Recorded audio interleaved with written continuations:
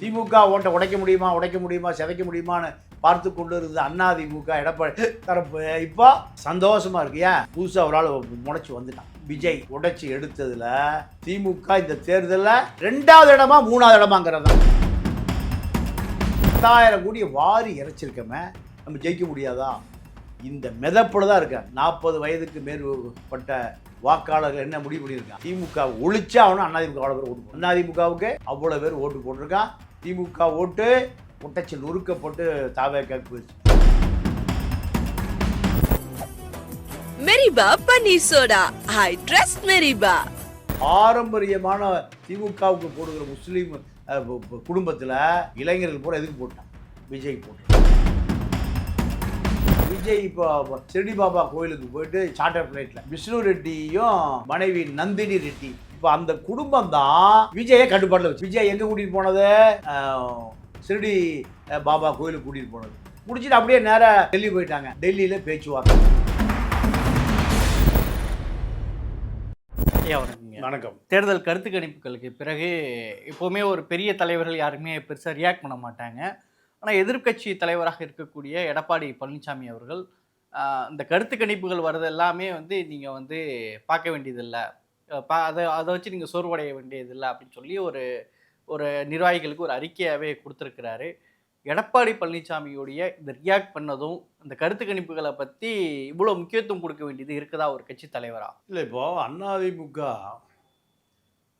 2021க்கு பிறகு, குறிப்பாக ஜெயலலிதா மரணத்திற்கு பிறகு இந்த பொருந்தா கூட்டணி, அதாவது பாஜக கூட்டணி வந்த பிறகு நாடாளுமன்ற தேர்தலும் கடுமையான தோல்வி, சட்டமன்ற தேர்தலும் கடுமையான தோல்வி, உள்ளாட்சி தேர்தல் தோல்வி ஆவதற்கு செயற்கையாக எடப்பாடி வேலுமணியும் தான் அதற்கு காரணம்.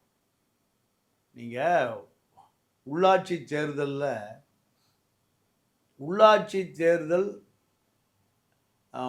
நிர்வாகிகள் தான்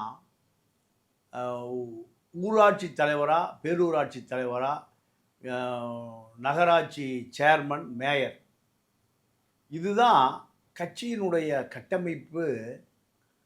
அந்த அதிகாரத்துக்கு வந்த பிறகுதான் அவரவருடைய தகுதிகளுக்கு தகுந்ததை போல லட்சங்களிலிருந்து கோடிகள் வரைக்கும் அந்த ஒப்பந்தங்களை எடுக்க முடியும். இப்படி ஒப்பந்தங்கள் எடுத்தால் 25% கமிஷன்.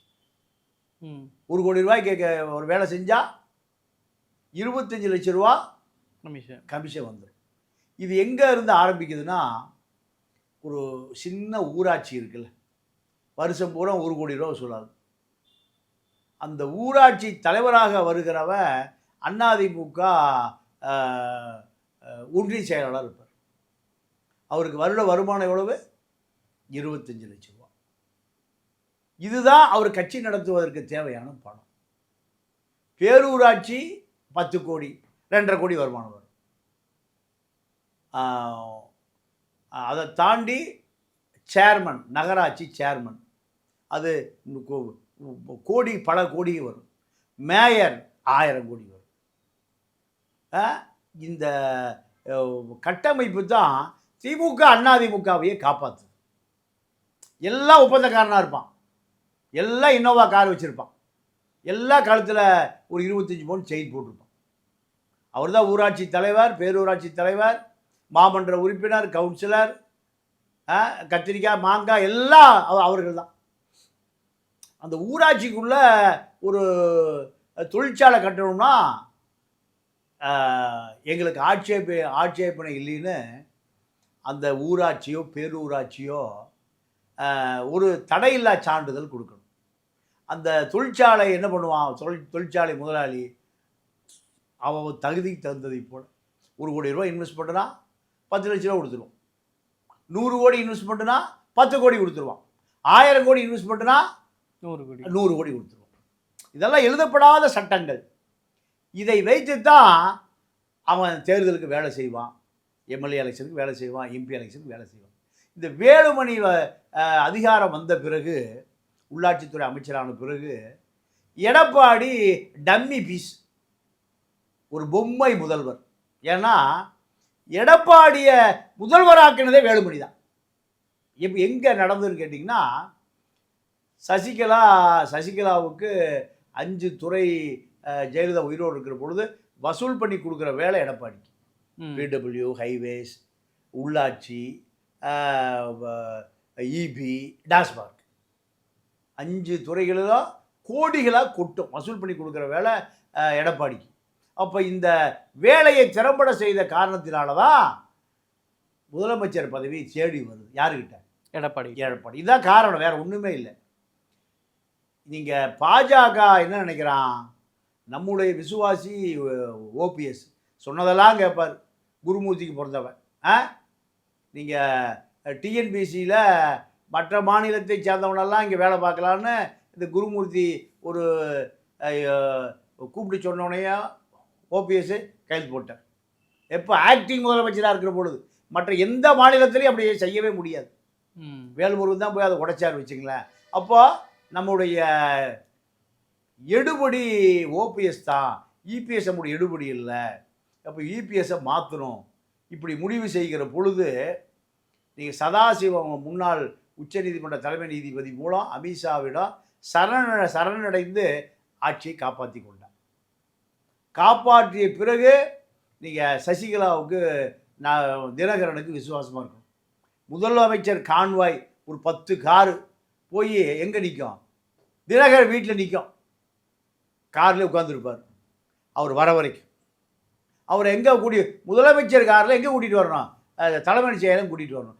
எந்த ஒப்பந்தத்தில் பணம் வாங்குவதுன்னு யார் முடிவு பண்ணுவான்? தினகரன். அப்போது இந்த கூட்டணியை உடைத்தது வேலுமணி. ஏன்னா 2011 அதிகாரத்துக்கு வந்த பிறகு பிஆர்பி மைன்ஸ் சசிகலா போக வேண்டாங்குது, அந்த அம்மா போய் அங்கே ரைடு பண்ணாதுன்னு ஜெயலலிதா ரைடு பண்ண சொல்லுது. ஜெயலலிதா பேச்சை கேட்டு ரைடு பண்ணிய காரணத்தினால் வேலுமணியை நீங்கள் ஏதோ பற்ற வச்சு ஜெயலலிதாட்ட நேரம் பார்த்து கோவப்படுத்தி மந்திரி பதவி பறிக்கப்பட்டது. கோயம்புத்தூர் போய் செட்டில் ஆகிட்டார். இந்த கோபத்தை பழிவாங்குவதற்கு சசிகலா சிறைக்கு போனோன்னையும் நீங்கள் தினகரன் சொன்னால் நீங்கள் கேட்க வேண்டாங்க, நம்ம ஆட்சி நடத்தலான்னு தைரியம் சொன்னதே எடப்பாடிக்கு யார்? வேலுமணி தான். அதனால் 5 வருஷ காலம் அவர்கிட்டையும் விட்டுட்டார், நீங்களே கட்சி நடத்துக்கணும். 22 துறைக்கு அமைச்சர் எதாக இருந்தால் வேலுமணி கேட்டுக்கிட்டார். பொம்மை முதலமைச்சர் தான் எடப்பாடி. அப்போ அந்த காலகட்டத்தில் 1.5 கோடி ரூபாய் உலக வங்கியில் கடன் வாங்குறாங்க. எதுக்கு? உள்ளாட்சி கட்டமைப்புக்காக. 1.5 கோடியா 1.5 கோடி லட்சமா? 1.5 கோடி லட்சம். 1.5 கோடி லட்சம். 1.5 கோடியில் ஜுஜிபி அதானே ஒரு கவுன்சிலர் வாங்கிட்டு போயிடுவான். 1.5 லட்சம் கோடி. இதை என்ன பண்ணுறாரு? ஒரு வேலையுமே பண்ணாமல் இந்த காசு அப்படியே சதக்கு ஜல்லால் உபீஸ் இந்த குப்பையாளர் நிறுவனம் இருக்குல்ல, 700 கோடி ரூபா ஒப்பந்தத்தை 7000 கோடி ஆக்கினார்ல. புரட்சி நடந்திருக்கணும். ஒடுக்கப்பட்டவனெல்லாம் பொங்கி எழுந்திருக்கணும். அத்தனை பேரையும் நீங்கள் எந்த போராட்ட களவும் செய்யாமல் காப்பாற்றியது இந்த தலித் அரசியல் திருமாவளவன் தான். நீங்கள் பெருங்கொடுமை நிறைய விஷயம். அப்போ இந்த 1.5 லட்சம் கோடி எங்கே போயிருக்கணும்னா, சாதாரண ஊராட்சியிலேருந்து மாநகராட்சி வரைக்கும் போயிருக்கு. 1.5 லட்சம் கோடி 25% கமிஷன் எவ்வளவு? 37,000 கோடி. யாருக்கு போயிருக்கோம்? கட்சிக்காரனுக்கு போயிருக்கு. சரியா? அப்போது இந்த பணம் போய் சேராமல் எடப்பாடி பாதி, வேலுமணி பாதி துபாய் பேங்கில் போட்டு டெபாசிட் பண்ணிட்டான். இந்த கட்சி தோற்று போனது காரணமே இதுதான். அடிப்படை காரணமே அதுதான்.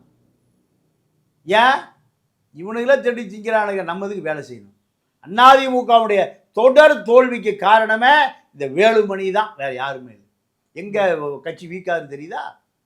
அப்போ 5 ஆண்டுகள் கழித்த பிறகுதான் எடப்பாடி உஷாராகிறார். கட்சி கையை விட்டு போயிடும். கீழே இருக்கிற யாருமே, ஜெயலலிதா இருக்க வரைக்கும் கீழே போகுது, ஜெயலலிதா மரணத்திற்கு பிறகு இது கீழே போகணும். அப்போ அவன் பூரா காசு இல்லைன்னு வேலை செய்யலை. அவன் வசதியாக இருந்தால் தானே வேலை செய்வான். இன்னோவா காருக்கு பெட்ரோல் ஊற்றுறோம், சட்டை வேட்டி மட்டன்னு காலையில் ஒன்று போடுவான், மத்தியானம் ஒன்று போடுவான், சாயங்காலம் ஒன்று போடுவான். யார்? இந்த ஊராட்சி தலைவர், பேரூராட்சி தலைவர், வட்டச் செயலாளர், வண்டு முருகன், மாமன்ற உறுப்பினர், இவெல்லாம் பார்த்தீங்கன்னா ஒரு நாளைக்கு எத்தனை வேட்டி சட்டை? 3 வேட்டி சட்டை. சிதம்பரம் எந்த கடையில் வாங்குறாரோ அதே கடையில் போய் வாங்குவான். அப்போ இந்த அடித்தட்டு கட்டமைப்பு காலியாக போச்சு. காலியான பிறகு காசு கொடுத்தா அதே அமுத்திக்கிறான். முதல்ல அவனே காசு கொடுத்து செய்வான்.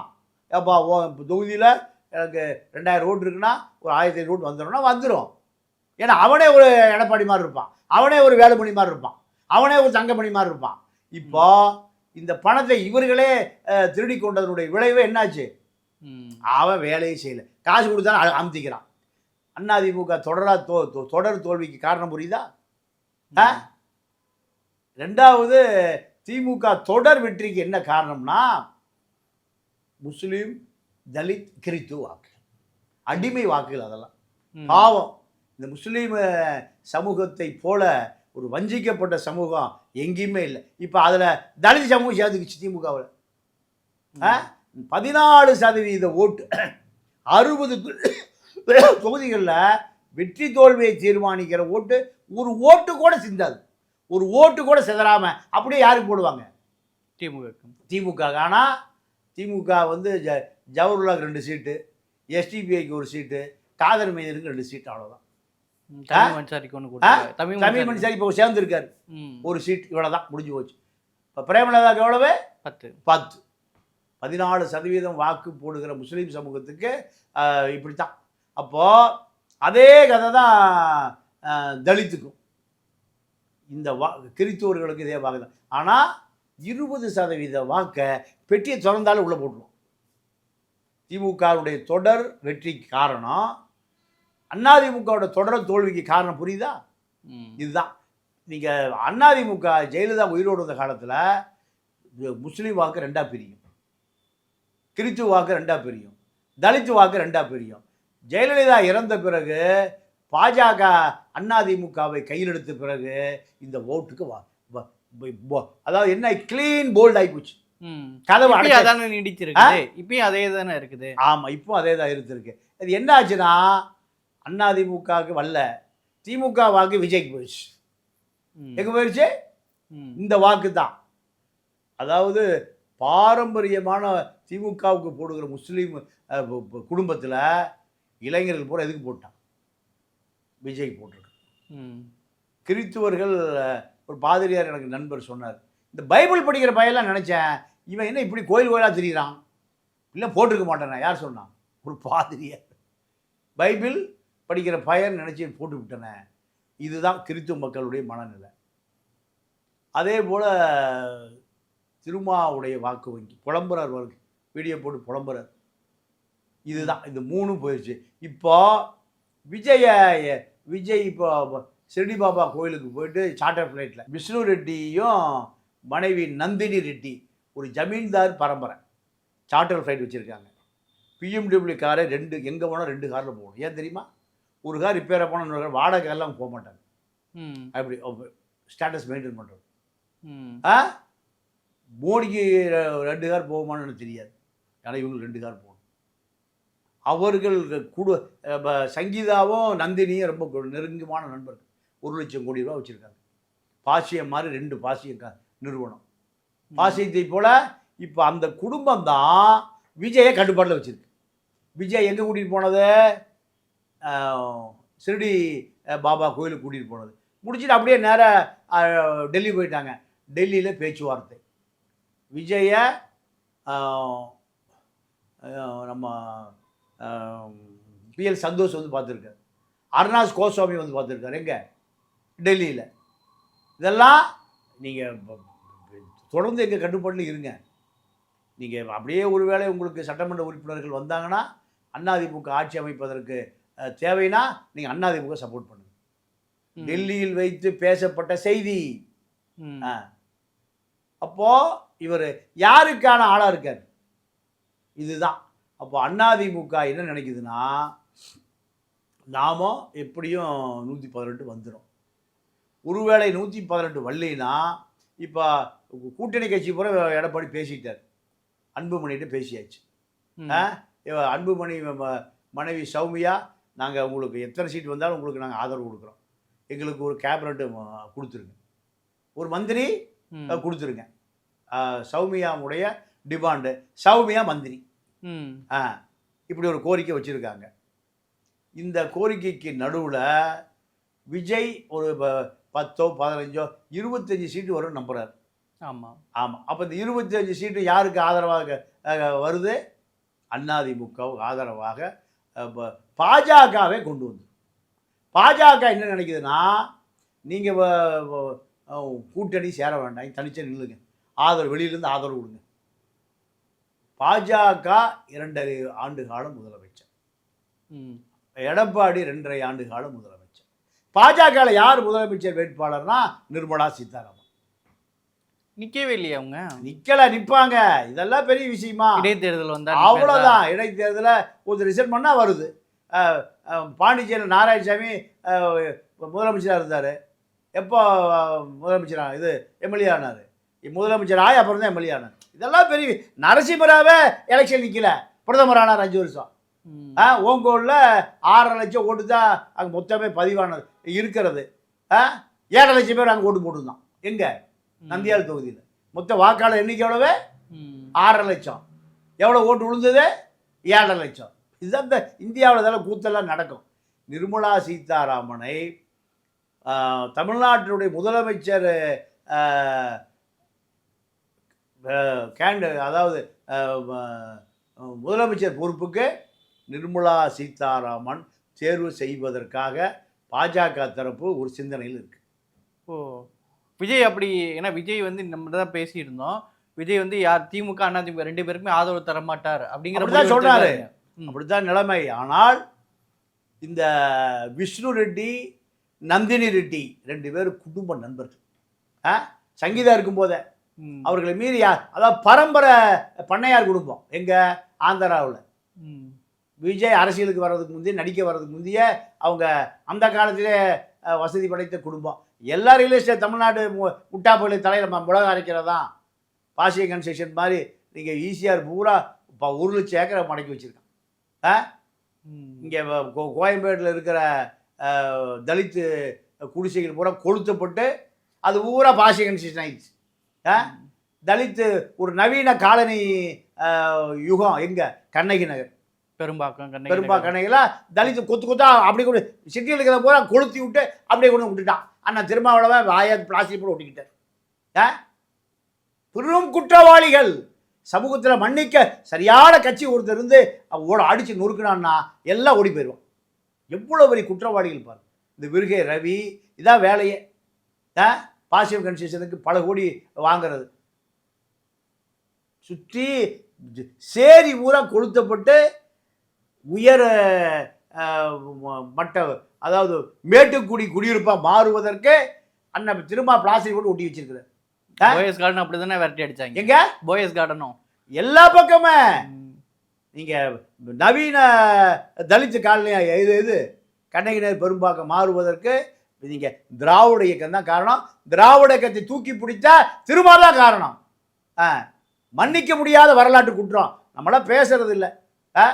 கண்ணகினர் பெரும்பாக்கம் அது வேற யாருமே இல்லை. யார் இருக்காங்க? லட்சக்கணக்கான மக்கள், தலித்து மக்கள் தான் குடியிருக்காங்க. சிட்டியில் இருக்க பூரா கொளுத்தி விட்டு கொண்டு போய் சேர்த்துட்டான். அப்போ திமுகவுடைய தொடர் வெற்றி, அதிமுகவுடைய தொடர் தோல்வி. இப்போ காலமே மாறுது. திமுக ஓட்டை உடைக்க முடியுமா சிதைக்க முடியுமான்னு பார்த்து கொண்டு இருந்தது அதிமுக எடப்பாடி தரப்பு இப்போ சந்தோஷமாக இருக்கு. ஏன்? புதுசாக ஒரு ஆள் முளைச்சி வந்துட்டான். விஜய் உடைச்சி எடுத்ததில் திமுக இந்த தேர்தலில் 2வது இடமா 3வது இடமாங்கிறது தான். திமுக 2வது இடமா 3வது கோடிக்கணக்காக கொட்டி கொடுத்துருக்குறோமே. பல கோடி திமுக காரனுக்கு பணம் கொடுத்துருக்கோம், அதிமுகனுக்கு பணம் கொடுத்துருக்கோம், வாக்காளருக்கு பணம் கொடுத்துருக்கோம். 10,000 கோடியை வாரி இறைச்சிருக்கோமே. நம்ம ஜெயிக்க முடியாதா? இந்த மெதப்பில் தான் இருக்காங்க. 40 வயதுக்கு மேற்பட்ட வாக்காளர்கள் என்ன முடிவு பண்ணியிருக்கான்? திமுக ஒழிச்சா அவனும் அதிமுக அவ்வளோ பேர் ஓட்டு போட்டிருக்கான். அதிமுகவுக்கு அவ்வளோ பேர் ஓட்டு போட்டிருக்கான். திமுக ஓட்டு ஒட்டச்சி நொறுக்கப்பட்டு தாவேக்காக்கு போயிடுச்சு. அப்போ முதல் இடம் அதிமுக ஜெயிக்கும். 2வது திமுகவா தாவேக்காவா என்பதுதான் 4ஆம் தேதி ரிசல்ட். சரிங்க. இப்போ ரிசல்ட்டு நெருக்கத்தில் இருக்கிறோம். 4ஆம் தேதி திங்கட்கிழமை நம்ம பேசும்போது இன்னும் அந்த ரிசல்ட் எக்ஸிட் போல தாண்டி எக்ஸாக்டான ரிசல்ட் என்னன்றதை வந்துடும். கருத்துக்கு நேரத்தை மிக்க நன்றி. நன்றி, வணக்கம். Meriba Paneer Soda. I trust Meriba.